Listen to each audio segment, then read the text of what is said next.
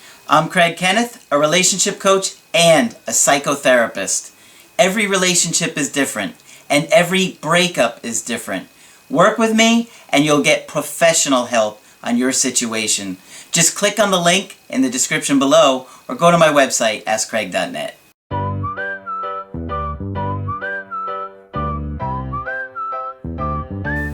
Hi there, I'm Coach Craig Kenneth, and in this video, I'm going to be talking to you about distant all of a sudden. Well, sometimes you are dating somebody or you're in a romantic relationship with somebody and they can become distant seemingly out of nowhere. Now, seemingly is the key here because we don't always know what's going on with our partner. Oftentimes, people that we date or are in relationships with don't have an ability to communicate effectively. They may hide things, they may be scared to share things, they may have grown up in a situation where they felt they couldn't be honest, they couldn't be open with their caregivers. So, then they don't feel safe opening up and sharing things with you.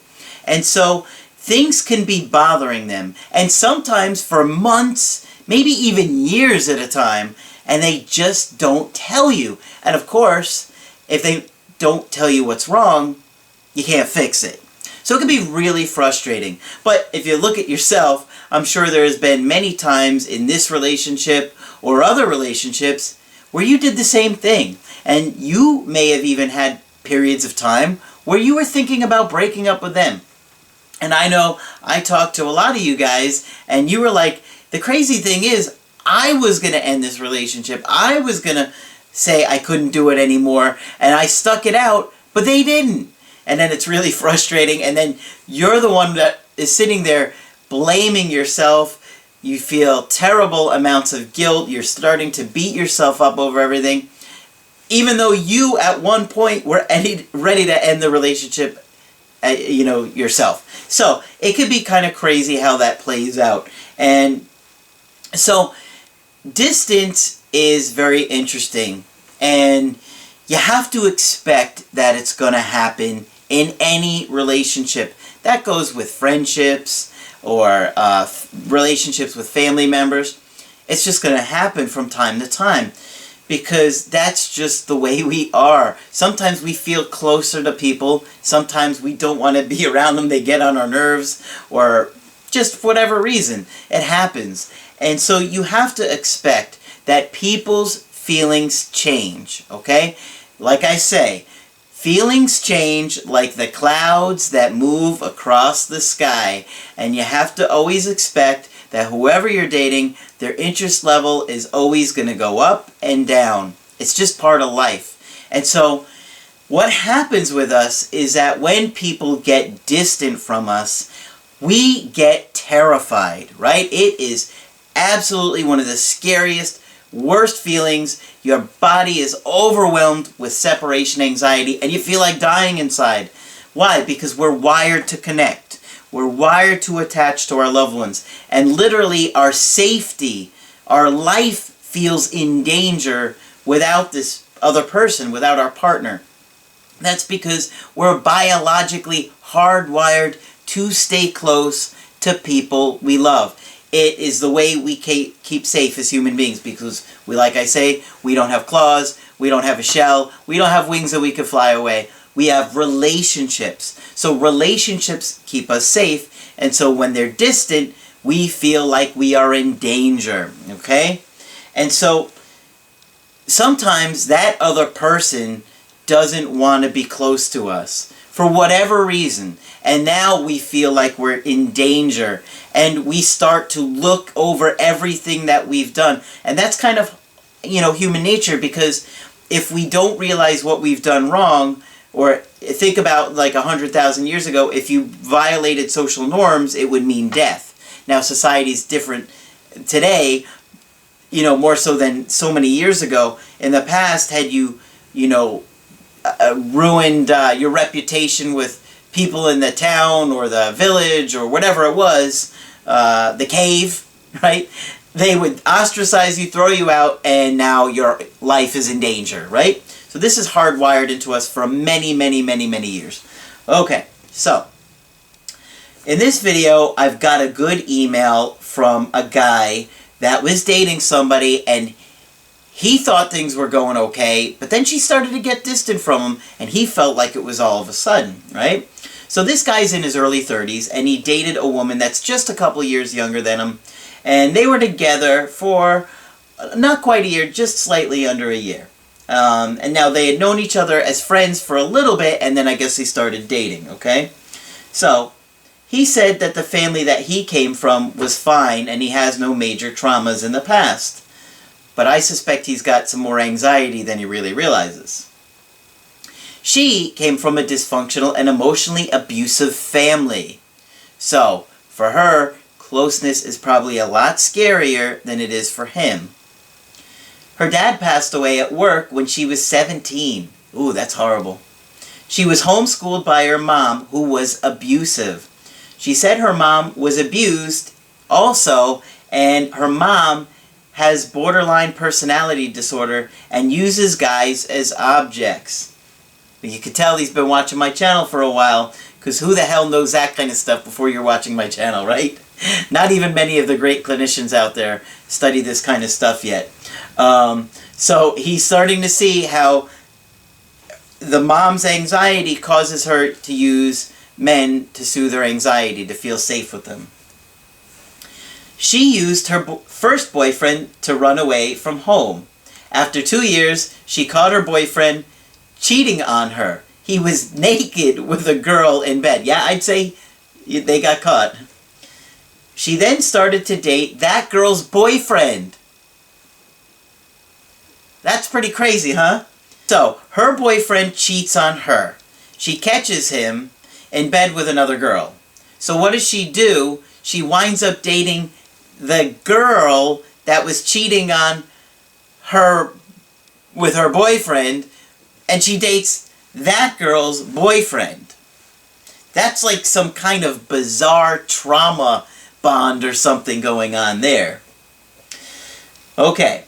She had a 5-year relationship with that guy until she graduated from nursing school.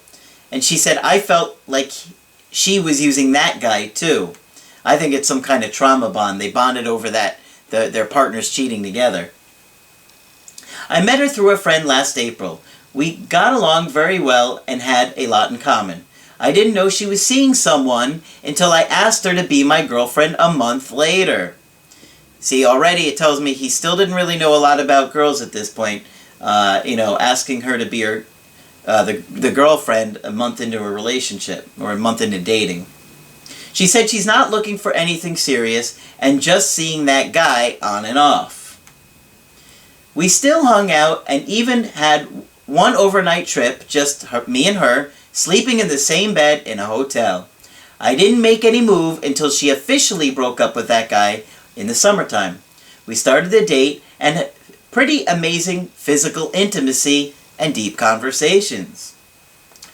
I was open, honest to her, treated her respectfully, and encouraged her to open up. She struggled to communicate and tended to overanalyze things in her head. Well, we know that she's had a lot of trauma in her life, and so opening up and communicating, like I said in the beginning, remember I said this in the beginning, is hard for some people, and that's probably what was going on for her. Weeks later, she became very distant all of a sudden. I asked if everything is fine. She replied, "Is friendship an option?" Oh, it hurts. That hurts just to hear, right? It's awful. I was shocked. That conversation didn't go well and reached no conclusion. Well, I think the conclusion was reached, my friend. The conclusion was she's trying to push you to friendship. We still saw each other twice a week afterwards, but no intimacy. Like I said, the conclusion was reached. I made it clear I was only seeing her, and I kissed her cheek after we hung out every time. This is not going well. This is not going well. She's no longer being intimate with you, and you're going for a kiss on the cheek on the end of a date. Hey. She always giggled like a child. I thought she just wanted relationship to slow down. Well, yeah, she sure did, but not as slow as... it's slower than you thought it was. 2 weeks before Christmas, she texted me saying she's pissed when I kissed her on the cheek, even though we were just hanging out as friends. I think English is his first language here. So... she's mad that he's even kissing her on the cheek. You know things are going really bad when a girl tells you she wants friendship or she's trying to force friendship and he's still going for a kiss on the cheek and she's getting mad at that. Her message looked like it was from a different person. She started with an insult. Uh-oh. This isn't going to be good. I didn't want to say this to your face because it would be like crushing a puppet. Oh my gosh, that's horrible. Could you imagine if somebody said that to you? I didn't want to say this to your face because it would be like crushing a puppet, like a toy. I'm not sure if the translation is literal. It probably means like a toy or like crushing him like a bug. But she was, I think she was meaning this in regards to, she's mad at him for kissing her on the cheek, and that was her response. I asked for the reason. I wouldn't have done that. She said, I wanted to have kids, and the relationship went too fast. Meaning, he wanted to have kids, not her. So you could see what was going on here. He was coming on way too strong. I was confused because I was open about kids and I knew our relationship needed to slow down and communication needed to be improved at some point. Well, obviously, she had just stopped dating that other guy and she wasn't looking for all that, but you were coming on really fast and furious. I asked her, what are the other reasons? Oh, don't do this, guys. Don't do this to yourself. I've been in these shoes. It's not going to go well. She said she didn't want to elaborate. She can either tell me or we can stay friends. Wow. So what she has to say to you is so mean that if she told you, she doesn't even think you'd be friends. You got to think about that. I mean, that's pretty messed up to say that her point of view about you or her feelings about you are that poor that if she even told you what they were, you wouldn't want to be friends with her. I said the truth might hurt, but it's the truth. Ugh. Yeah, I know you really wanted to work with this girl, but man, I could tell you, this is a slippery slope at best. She said she didn't see chemistry between us. Nothing will change her mind, and there is nothing to talk about. And he said, I still don't see the reasons. Well, you better think long and hard about what she said, because she's not feeling any chemistry, and she's telling you, there's nothing you can do that's going to change my mind. Which is what I tell you guys all the time about trying to force things. She insisted, I haven't been physically or verbally affectionate with you for several months. You see, this is why I tell you guys not to try and stay friends with somebody.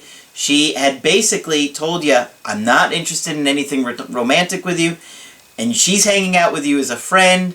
You're trying to force it with your little kiss on the cheeks, which are making her mad because you're trying to force it, and it's not going well, okay?